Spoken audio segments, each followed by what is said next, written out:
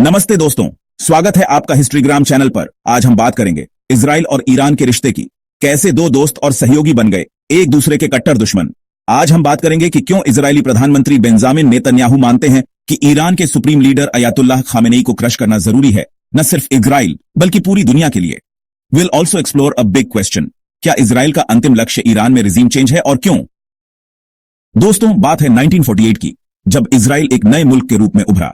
उस वक्त ईरान के शाह मोहम्मद रेजा पहलवी एक सेकुलर और पश्चिम समर्थक शासक थे। ईरान और इजराइल के बीच एक गहरी दोस्ती शुरू हुई क्योंकि दोनों के दुश्मन एक ही थे, अरब कंट्रीज जो न इजराइल को पसंद करते थे न ही ईरान की महत्वाकांक्षाओं को। यह दोस्ती थी रणनीति और विचारधारा का परफेक्ट कॉकटेल। शाह के दौर में ईरान मुस्लिम दुनिया में इजराइल का सबसे करीबी एलाई था। ईरान इजराइल को ऑयल सप्लाई करता था और इजराइल बदले में उसे मिलिट्री और एग्रीकल्चरल टेक्नोलॉजी शेयर करता था। दोनों ने मिलकर कुछ सीक्रेट डिफेंस प्रोजेक्ट्स पर भी काम किया था, जैसे प्रोजेक्ट फ्लावर, जो कि एक मिसाइल डेवलपमेंट प्रोग्राम था। सोचिए, एक वक्त था जब तेहरान के दूतावासों में इजरायली राजनयिकों को कॉकटेल सर्व किए जाते थे। But here's the kicker, Israel के गठन के बाद ईरान पहले मुस्लिम मेजॉरिटी देशों में से एक था जिसने उसे मान्यता दी थी। हाँ, बिल्कुल सही सुना। Iran and Israel were like the geopolitical BFFs of the Middle East, united against Soviet influence and Arab nationalism. लेकिन ये दोस्ती ज्यादा देर नहीं चली। 1979 ये साल था जब ईरान का चेहरा बदल गया, शाह का तख्ता पलट गया और अयातुल्लाह रूहुल्लाह खोमैनी के नेतृत्व में इस्लामिक क्रांति ने ईरान को एक धार्मिक राज्य बना दिया। खोमैनी की विचारधारा जबरदस्ती पश्चिम विरोधी और इजराइल विरोधी थी। उन्होंने इजराइल को लिटिल शैतान और अमेरिका को ग्रेट शैतान कहा। सोचिए, एक मुल्क जो इजराइल का दोस्त था अब उसका सबसे बड़ा दुश्मन बन गया। तेहरान में इजराइल के एम्बेसी को पैलेस्टाइन लिबरेशन ऑर्गेनाइजेशन पीएलओ को सौंप दिया गया। पैलेस्टाइन लिबरेशन ऑर्गेनाइजेशन पीएलओ एक फिलिस्तीनी राष्ट्रवादी गठबंधन है जिसे अंतर्राष्ट्रीय स्तर पर मान्यता प्राप्त है, किंतु यह अनेक आतंकवादी गतिविधियों में शुरुआत से संलग्न रहा है। साथ ही ईरान की नई सरकार ने यह कसम खाई कि वो इजराइल को नक्शे से मिटा देगी। ईरान के supreme leader Ayatollah Ali Khamenei, जो 1989 से सत्ता में हैं, न सिर्फ इजराइल के खिलाफ नफरत फैलाते हैं बल्कि यहूदियों और अन्य धर्मों के प्रति भी गहरी दुश्मनी रखते हैं। Their regime promotes anti-Semitic propaganda, denies the Holocaust, and sponsors conferences that spread hateful lies about Jews. ये नफरत सिर्फ इजराइल तक सीमित नहीं है, ये एक पूरी विचारधारा है जो यहूदी धर्म और संस्कृति को निशाना बनाती है। खामेनेई का शासन ईसाइयों, बहाइयों और झथुस्त्रियों जैसे अल्पसंख्यक धर्मों के साथ भी क्रूरता करता है।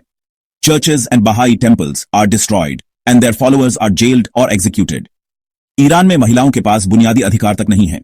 मोरालिटी पुलिस, जिसे गश्त-ए-इरशाद कहा जाता है, महिलाओं को सिर्फ इसलिए गिरफ्तार करती है क्योंकि उन्होंने हिजाब नहीं पहना या अनुचित कपड़े पहने। 2022 में महसा अमीनी, एक 22 साल की लड़की को पुलिस ने सिर्फ इसलिए पीट कर बेरहमी से मार दिया गया क्योंकि उसने हिजाब नहीं पहना था, और जब इसके खिलाफ आम जनता ने प्रदर्शन किया तो हजारों को जेल भेज दिया गया और न जाने कितने आज तक मिले तक नहीं। क्रूरता से आंदोलन को कुचला गया। दोस्तों, ईरान का शासन सिर्फ इजराइल का दुश्मन नहीं है, यह पूरी दुनिया के लिए खतरा है। Iran openly funds and arms terrorist organizations across the globe. Hezbollah in Lebanon, Hamas in Palestine, Houthi विद्रोही in Yemen, and even militias in Syria and Iraq. ये सभी ईरान की फाइनेंशियल और सैन्य सहायता से चलते हैं। सीरिया में ईरान ने बाशार अल असाद की रेजिम को सपोर्ट किया है।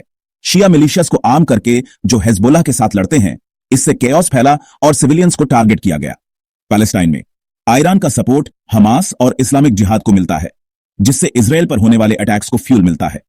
यहां तक कि सऊदी अरेबिया में भी ईरान को 2019 के अरामको स्ट्राइक्स जैसे ऑयल फैसिलिटीज पर हुए अटैक्स से जोड़ा गया है, जो इसके हूथी प्रॉक्सीज द्वारा किए गए थे। Iran is at the centre of terrorist attacks across the globe.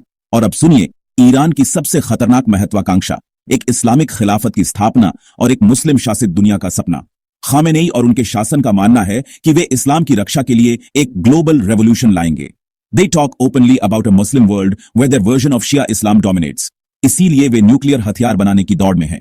If Iran develops a nuclear weapon, it won't just threaten Israel, it will hold the entire world hostage. सोचिए, एक आतंक समर्थक शासन के हाथों में न्यूक्लियर बम, ये कितना डेंजरस होगा।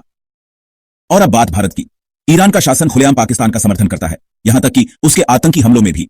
Iran considers Kashmir a part of Pakistan and has repeatedly supported Pakistan's narrative on the global stage. यह भारत के लिए एक बड़ा चिंता का विषय है। In fact, Iran's IRGC has been linked to providing safe havens for terrorists who target India. 1980 के दशक से लेकर 2000 तक ईरान और इजराइल के बीच सीधी जंग नहीं हुई, लेकिन प्रॉक्सी युद्धों ने आग लगाई। ईरान ने लेबनान में हिजबुल्लाह और गाजा में हमास को समर्थन दिया। ये दोनों समूह इजराइल के खिलाफ लड़ते हैं। ईरान का ये एक्सिस ऑफ रेजिस्टेंस एक तरह से इजराइल को घेरने का प्लान था। और फिर आया ईरान का न्यूक्लियर प्रोग्राम। ये एक ऐसा मुद्दा है जो आज भी दोनों मुल्कों के बीच जंग का सबब है। Israel believes Iran's nuclear ambitions are an existential threat. क्यों? क्योंकि खामेनी जैसे नेता बार बार कहते हैं कि इजराइल का वजूद खत्म होना चाहिए। अब बात करते हैं इजराइल के बड़े प्लान की। ईरान में रिजीम चेंज। नेतन्याहू ने जून 2025 के हमलों के बाद कहा, the time has come for the Iranian people to unite around its flag and its historic legacy by standing up for your freedom from the evil and oppressive regime. Israel का यह सोचना है कि अगर ईरान में Khamenei का शासन गिर जाए तो एक पश्चिम समर्थक सरकार आएगी या फिर एक धर्मनिरपेक्ष सरकार आएगी जो न आतंक को बढ़ावा देगी, न ही इजराइल या भारत जैसे मुल्कों के लिए खतरा होगी। लेकिन क्या यह इतना आसान है?